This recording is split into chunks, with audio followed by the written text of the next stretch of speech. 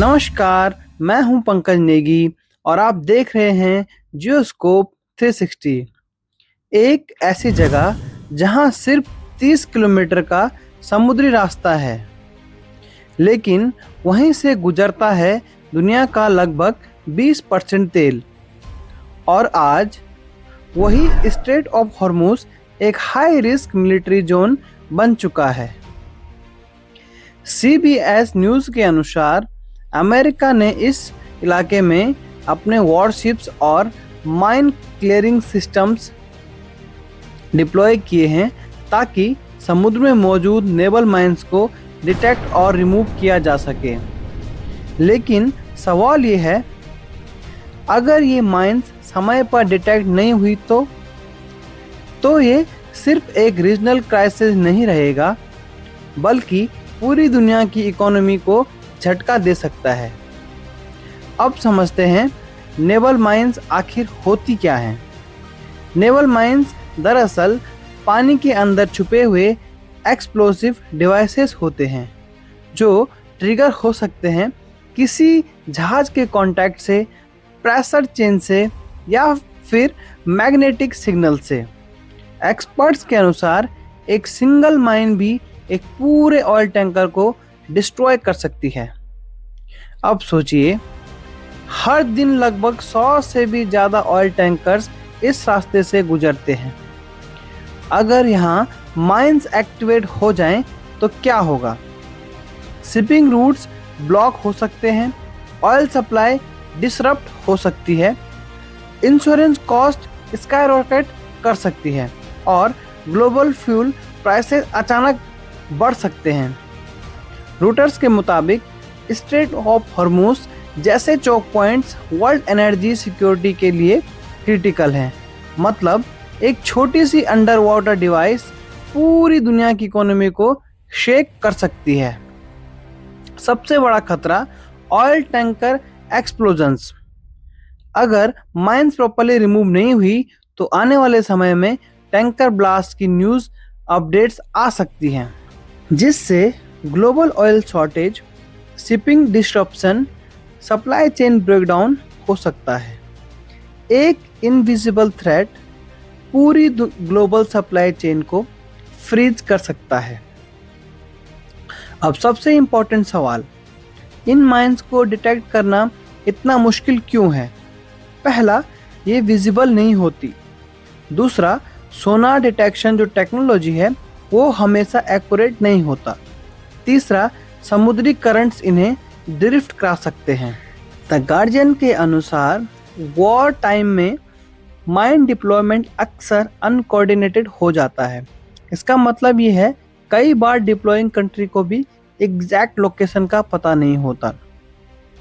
अगर हम ये न्यूयॉर्क टाइम्स का ये आर्टिकल देखें, ये भी सजेस्ट करता है कि कॉन्फ्लिक्ट के दौरान माइंस को जल्दबाजी में डिप्लॉय किया गया और हो सकता है कि सभी लोकेशंस को प्रॉपर्ली रिकॉर्ड ना किया गया हो। इसका मतलब ये नहीं है कोई भूल गया, बल्कि वॉर कंडीशन में ट्रैकिंग इनकम्प्लीट रह सकती है। अब अगर आपको लगता है कि ये कोई नई बात है, तो ऐसा बिल्कुल नहीं है। नेवल माइंस का इस्तेमाल हिस्ट्री में कई बार हो चुका है। First world war 1 and second, Germany और ब्रिटेन ने हज़ारों माइंस डिप्लॉय की थी, जिससे सिविलियन शिप्स भी डैमेज हुए थे। Iran Iraq war, tanker war, Persian gulf में माइंस डिप्लॉय की गई, ऑयल टैंकर टारगेट हुए और यूएस नेवी को इंटरवीन करना पड़ा। गल्फ वॉर, इराक ने माइंस डिप्लॉय की, जिससे global oil shipping temporarily disrupt हुई। इससे ये एग्जाम्पल्स हमें दिखाते हैं कि माइन सिर्फ मिलिट्री वेपन नहीं, बल्कि इकोनॉमिक वेपन भी है। अब वापस आते हैं आज के सिचुएशन पर। एसोसिएट प्रेस के अनुसार यूएस नेवी इस समय अपने माइन काउंटर मेजर्स ऑपरेशंस चला रही है। इसका टारगेट ये है शिपिंग लेन्स को सेफ रखना और ग्लोबल ट्रेड को चालू रखना। अब इंटरेस्टिंग बात यह है कि एक तरफ मिलिट्री ऑपरेशन चल रहे हैं, दूसरी तरफ डिप्लोमेटिक टॉक्स भी जारी हैं। रिपोर्ट्स के अनुसार यूएस और ईरान के बीच इनडायरेक्ट कम्युनिकेशन पाकिस्तान जैसे देशों के माध्यम से हो रहे हैं। एक्सपर्ट इसे कहते हैं डुअल ट्रैक क्राइसिस मैनेजमेंट, मतलब एक तरफ बातचीत, दूसरी तरफ तैयारी। अब समझिए यहाँ पे बिगर पिक्चर क्या है।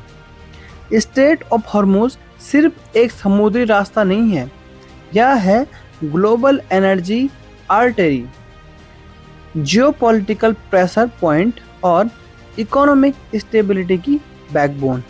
डिफेंस एनालिस्ट के अनुसार अगर यह डिस्रप्शन होता है तो ग्लोबल रिसेशन का रिस्क भी बन सकता है।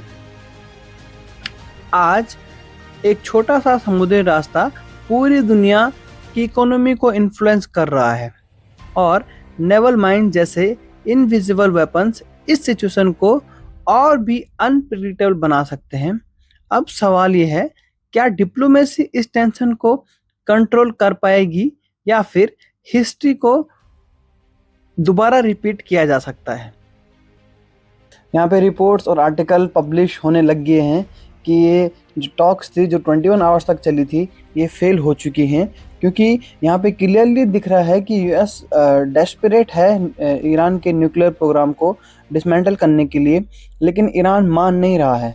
तो यहाँ पे अभी हमें देखना होगा कि और कितना ये जो सिनारियो है ये और एस्केलेट कितना हो सकता है और कितना यहाँ पे आगे रिपोर्ट्स आ सकती हैं और क्या डेवलपमेंट्स होती हैं, ये सब अभी हमें पता लगेगा।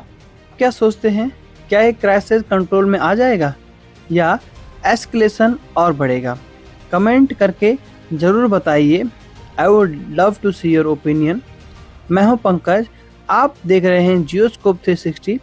Stay informed, stay aware. धन्यवाद।